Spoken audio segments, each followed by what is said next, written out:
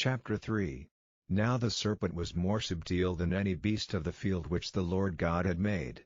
And he said unto the woman, Yea, hath God said, Ye shall not eat of every tree of the garden? And the woman said unto the serpent, We may eat of the fruit of the trees of the garden, but of the fruit of the tree which is in the midst of the garden, God hath said, Ye shall not eat of it, neither shall ye touch it, lest ye die.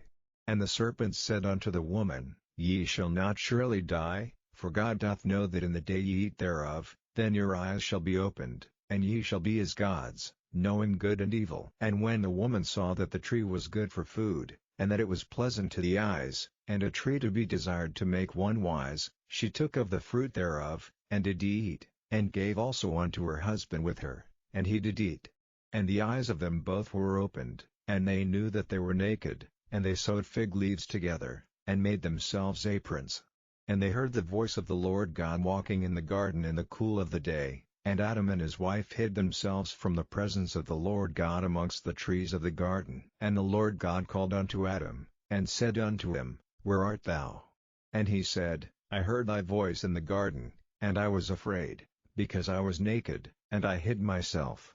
And he said, Who told thee that thou wast naked? Hast thou eaten of the tree, whereof I commanded thee that thou shouldest not eat? And the man said, The woman whom thou gavest to be with me, she gave me of the tree, and I did eat. And the Lord God said unto the woman, What is this that thou hast done? And the woman said, The serpent beguiled me, and I did eat.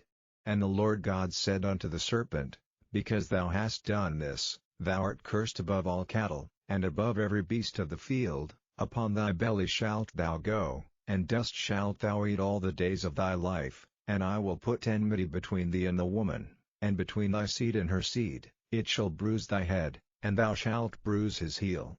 Unto the woman he said, I will greatly multiply thy sorrow and thy conception. In sorrow thou shalt bring forth children, and thy desire shall be to thy husband, and he shall rule over thee. And unto Adam he said, Because thou hast hearkened unto the voice of thy wife, and hast eaten of the tree, of which I commanded thee, saying, Thou shalt not eat of it, cursed is the ground for thy sake, in sorrow shalt thou eat of it all the days of thy life, thorns also and thistles shall it bring forth to thee, and thou shalt eat the herb of the field, in the sweat of thy face shalt thou eat bread, till thou return unto the ground, for out of it wast thou taken, for dust thou art, and unto dust shalt thou return.